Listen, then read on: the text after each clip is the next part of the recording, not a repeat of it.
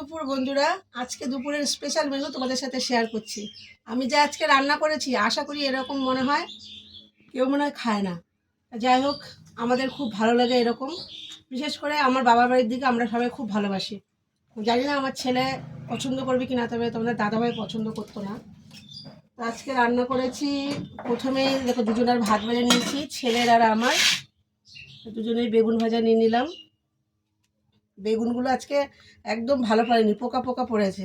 যাই হোক, এ দেখো টুকরো টাকরা নানান রকম সাইজের ডিজাইনের হয়েছে।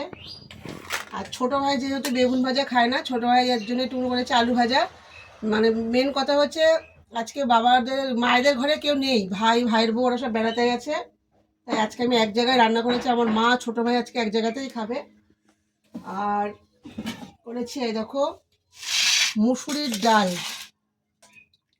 এই যে মুসুরির ডাল করেছি, মূলো দিয়েছি, তারপরে হচ্ছে শিম দিয়েছি, টমেটো দিয়েছি, আর হচ্ছে মটরশুঁটি দিয়ে সর্ষে দিয়ে আর হচ্ছে শুকনো লঙ্কা ফোড়ন দিয়ে ডাল করেছি।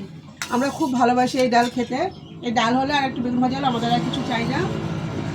আর যেটা তোমাদেরকে বললাম খুব স্পেশাল হচ্ছে না মাছ, না মাংস, না ডিম, না সয়াবিন। এটা হচ্ছে যে ছোট যে গুঁড়ি গুঁড়ি যে আলুগুলো, সেই আলুগুলোকে খোসা সহ রান্না করেছি মটরশুঁটি দিয়ে, টমেটো দিয়ে, একটু পেঁয়াজ বেটে দিয়েছি।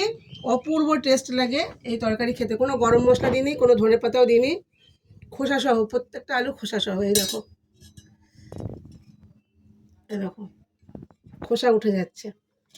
আর করেছি এটা একটু মটরশুঁটি, টমেটো, আর হচ্ছে পেঁয়াজ বাটা একটু, আর তো জিরে, হলুদ, নুন, লঙ্কা গুঁড়ো এগুলো তো আছেই।